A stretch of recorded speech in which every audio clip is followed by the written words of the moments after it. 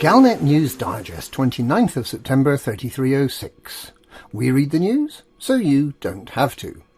In this week's news roundup, poor pilot participation preventing provision progress puts Prince's party plans in peril. Sisyphus repairs the Empire. Starship One link to Neo-Marlinists. Chariot of the Chicken Gods. Walking the Stanford Torus. Poor pilot participation preventing provision progress puts Prince's party plans in peril. The Empire has dramatically scaled back plans for its celebration of the life of Mad Prince Harold, initially appealing for 50 million tons of rare goods to have a slap-up solemn memorial ceremony and feast. The event has been scaled back twice, firstly to 12 million tons, and then again all the way down to 4 million tons.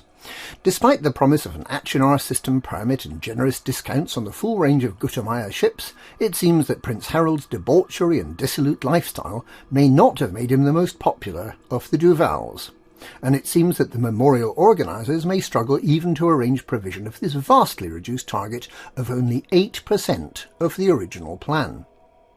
No longer will the mass of party provisions subtly alter the orbit of capital.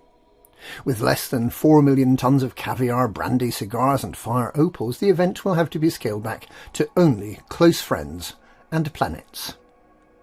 Commanders who wish to assist Imperial leaders in celebrating the removal of that most embarrassing of the Duvals should be aware that Kemitra, source of the famous cigars, is currently in boom and is selling the celebrated carcinogen in packs of 45 tons. Sisyphus repairs the Empire.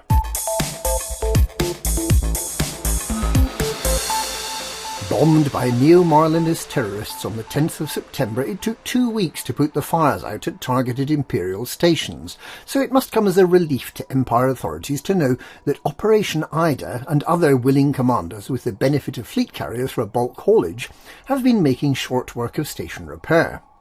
Less than a week after the fires were extinguished, Muller Terminal in Raab and Tsiolkovsky Terminal in Gabjaujis are fully repaired and will be reopened on Thursday.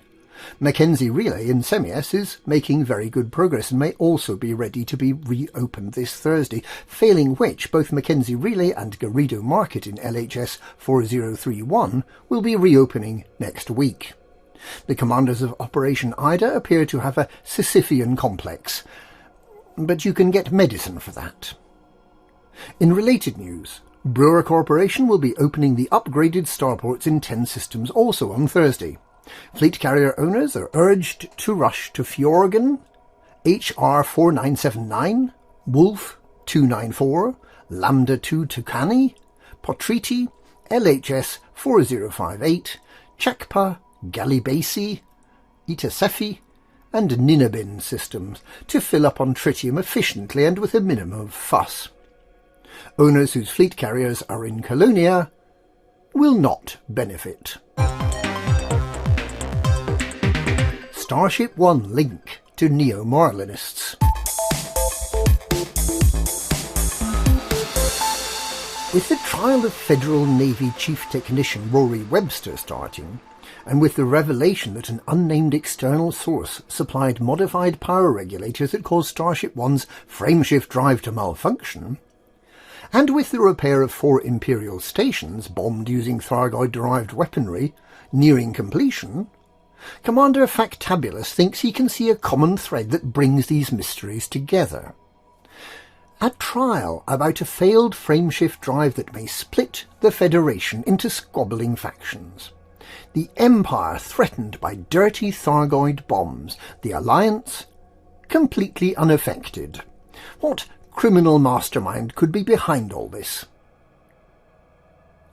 In unrelated news, engineer Ishmael Palin, who modifies frameshift drives for a living and who collected vast stores of Thargoid technology during his time in the Pleiades, is reported to be settling comfortably into his new Alliance-sponsored base at Able Laboratory in the Arc system. Chariot of the Chicken Gods.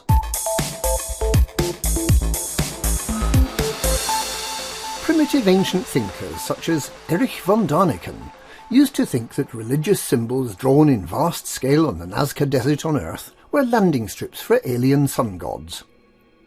Presumably alien sun gods too primitive to have developed the sort of vertical take-off and landing our ships are equipped with today. Now, thousands of years later, another landing strip has been identified, but on a far more massive scale. In fact, it is believed that this may be the largest of its size in the galaxy. Quite why someone would need a landing strip 700 light-years long, with two enormous circular taxiways at one end, is unclear.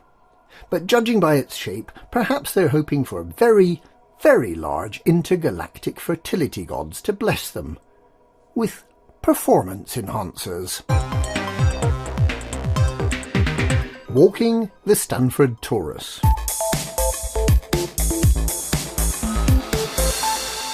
Having finally found someone who can edit video, the Pilots Federation had trouble releasing its so-called Dev Diary and ended up making it visible a day early. We already knew that commanders are to be permitted to walk on planets and become botanists.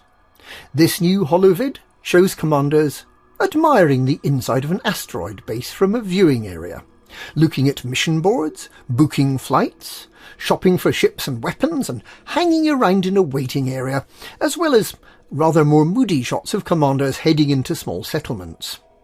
There was talk of scavenging from wreckage, and of different sorts of EVA suits for exploration, combat, and indeed scavenging.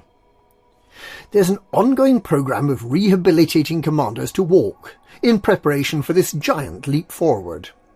We must remember that commanders have been stuck in their pilot chairs for the past 6 years, so getting the muscles in their legs working again is going to take some practice. But imagine walking round the habitation ring of an Orbis starport, manicured parkways curving out of sight ahead and behind, the stars wheeling above your head. Well, we didn't see that.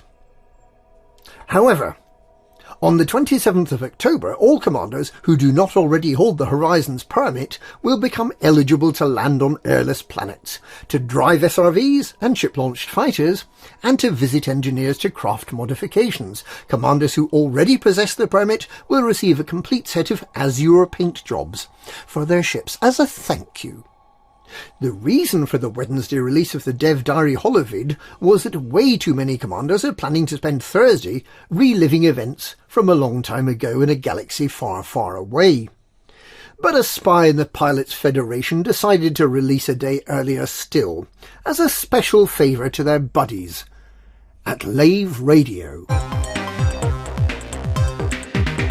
And that's this week's Galnet News. Galnet News, we read the news so you don't have to.